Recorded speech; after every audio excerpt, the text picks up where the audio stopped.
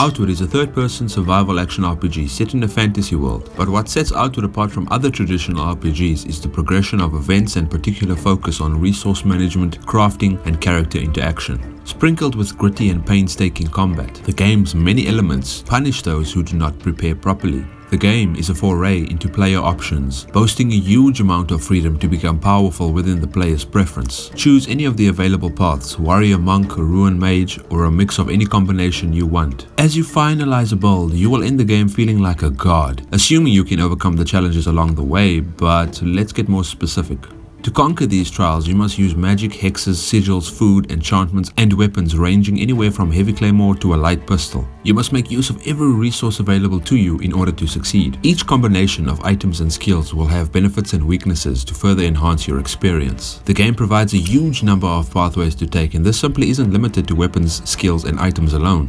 This extends to the world itself, and each choice is set before you as a story to conquer by exploration and the destruction of your enemies. All of this creates an environment that gives the player such a rewarding and immersive world that anyone playing could find themselves getting lost in the wonder. The sheer variety and options for the player are incredible. Outward offers something other games of the same genre can't come close to. On top of all of that content, there are plenty of NPCs, quests, and unique treasures to find which give meaningful and long-term benefits throughout the game. This makes the exploration something rewarding and exciting, rather than a chore in similar games. The exploration doesn't stop there though. The campaign itself is huge. You choose a quest line to follow and receive special rewards for completing each task quickly and efficiently. After completing your quests, you can use the legacy system, which allows you to leave some of your most powerful gear behind for your new game characters, allowing you to try out new builds with leveled up weapons from your ancestors. You can then try the other available quest lines with your new and improved gear. One of the most rewarding experiences is making your own builds. Breakthrough points let you choose any 3 of 11 skill trees to specialize in. This adds a huge amount of creative freedom,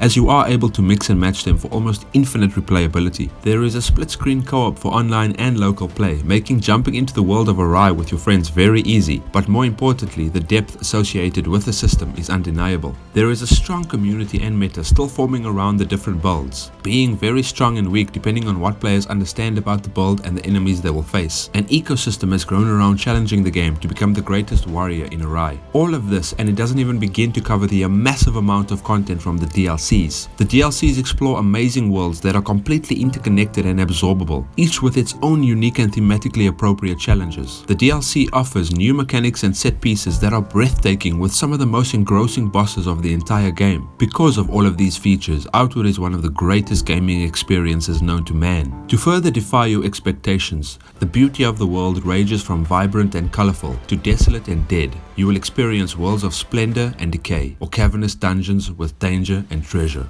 all while standing in open awe of the majesty before you.